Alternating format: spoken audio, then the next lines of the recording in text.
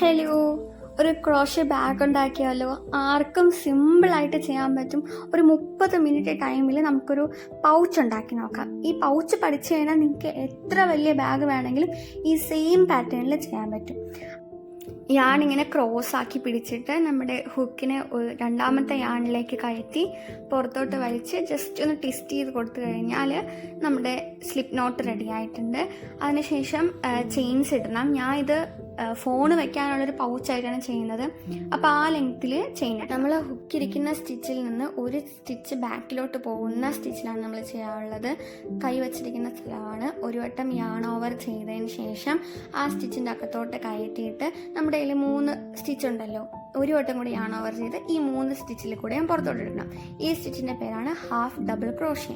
ഞാൻ പറയുന്നതിനേക്കാളും നിങ്ങൾക്ക് ചെയ്യുമ്പോൾ കുറച്ചുകൂടി ക്ലിയർ ആവും. വീഡിയോ കണ്ടാലും മനസ്സിലാവും.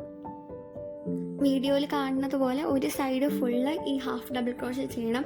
സംഭവം സിമ്പിളാണ്. നിങ്ങൾ ചെയ്ത് നോക്കിക്കഴിഞ്ഞാൽ ഏറ്റവും സിമ്പിൾ സ്റ്റിച്ചാണ് ഹാഫ് ഡബിൾ ക്രോഷ്യ. അപ്പോൾ ലാസ്റ്റത്തെ നമ്മുടെ ഫസ്റ്റ് ചെയിൻ ഇട്ടില്ലേ, ആ സ്റ്റിച്ച് എത്തുന്ന സമയത്ത് ഈ സെയിം ഹാഫ് ഡബിൾ ക്രോഷ്യ തന്നെ ആ ഒരു സ്റ്റിച്ചിൻ്റെ അകത്ത് 3 വട്ടം ചെയ്യണം. മനസ്സിലായോ? ആ ഒരു ചെയിൻ്റെ അകത്ത് 3 വട്ടം ഹാഫ് ഡബിൾ ക്രോഷ്യ ചെയ്യണം ഒരു ചെയിൻ്റെ അകത്ത്. എന്തിനാണെന്ന് വെച്ചാൽ ഒരു ബെൻഡ് കിട്ടാൻ വേണ്ടിയിട്ടാണ്. അപ്പോൾ മാത്രമേ ആ ബാഗിൻ്റെ ആ ഒരു താഴ്ഭാഗം ഉണ്ടല്ലോ ബേസിലുള്ള അതിന് സെയിം തന്നെ നേരത്തെ ചെയ്തതുപോലെ ഈ ഒരു row full half double crochet ചെയ്ത് ലാസ്റ്റ് സ്റ്റിച്ച് വരെ എത്തണം. ഈ ഹാഫ് ഡബിൾ ക്രോഷ്യ നമ്മൾ ലാസ്റ്റ് സ്റ്റിച്ചിലും ചെയ്യണം. അതിനുശേഷം ഫസ്റ്റ് നമ്മൾ ചെയ്യില്ലേ സ്റ്റിച്ച്, ആ സ്റ്റിച്ചിൻ്റെ മുകളിൽ ഒരു പിന്നിയ പോലത്തെ ഒരു ഭാഗമുണ്ട്. അവിടേക്ക് നമ്മുടെ ഹുക്ക് കടത്തിയതിന് ശേഷം ഒരു സ്ലിപ്പ് നോട്ട് ചെയ്യണം. എന്നിട്ട് നമ്മൾ ചെയ്ത് വെച്ചിരിക്കുന്ന ഈ ഒരു ഭാഗമാണ് നമ്മുടെ ബേസ്.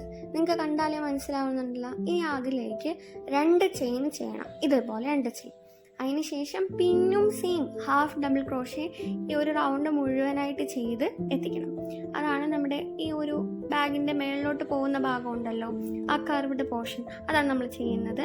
അപ്പം ലാസ്റ്റ് എത്തിയതിന് ശേഷം പിന്നും എന്താണ് സ്ലിപ്പ് നോട്ട്.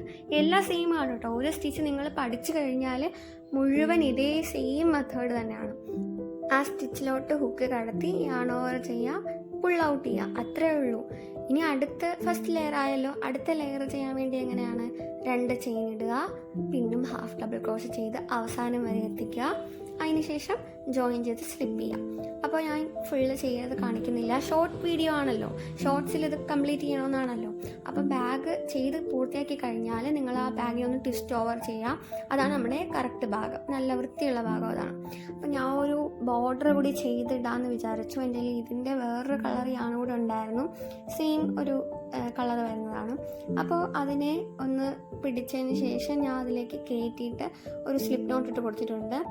ഇനി മേലത്തെ പാർട്ട് മുഴുവൻ ഞാൻ ഇതുപോലെ സ്ലിപ്പ് നോട്ട് ചെയ്ത് കൊടുക്കാണ്. അത് ഓപ്ഷണലാണ്, നിങ്ങൾക്ക് ഇത്തിരി കൂടെ ഒരു ഭംഗി ചെയ്ത് വരുത്താൻ വേണ്ടിയിട്ടാണ് ഞാൻ ഈ ഒരു സ്റ്റെപ്പ് ആഡ് ചെയ്തിട്ടുള്ളത്. അത് വേണമെങ്കിൽ ചെയ്താൽ മതി, ഇല്ലെങ്കിൽ ജസ്റ്റ് അവോയ്ഡ് ഇറ്റ്. അതിനുശേഷം നമ്മുടെ ഒരു ബാഗ് ഫുള്ള് കംപ്ലീറ്റ് ആയതിനു ശേഷം ലാസ്റ്റ് ചെയിനിലും ഫസ്റ്റ് ചെയിനും കൂടി എന്ത് ചെയ്യുക, സ്ലിപ്പ് ചെയ്യാം.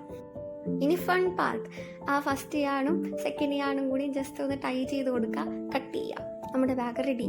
ഇനി കുറച്ച് ടൈമിൽ നമ്മൾ ബാഗ് ചെയ്യാൻ പഠിച്ചില്ലേ. വീഡിയോ ഇഷ്ടമായ ലൈക്കും ഷെയറും സബ്സ്ക്രൈബും കമൻറ്റും ഇടണേ. Okay, by.